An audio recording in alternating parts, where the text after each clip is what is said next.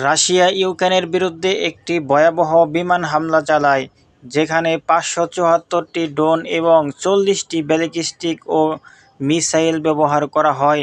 এই হামলায় ইউক্রেনের পশ্চিমা অঞ্চলে অবস্থিত মার্কিন মালিকানাধীন ইলেকট্রিক ফ্যাক্টরি লক্ষ্যবস্তু হয়, যেখানে অন্তত ১৫ জন আহত হন।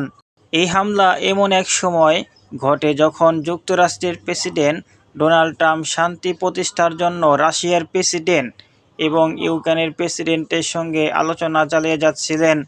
ইউক্রেনের প্রেসিডেন্ট জেলেনস্কি এই হামলাকে শান্তি আলোচনার প্রতি রাশিয়ার অবজ্ঞা হিসেবে উল্লেখ করেছেন এবং পুতিনের সঙ্গে সরাসরি আলোচনার সম্ভাব্য বিবেচনা করেছেন।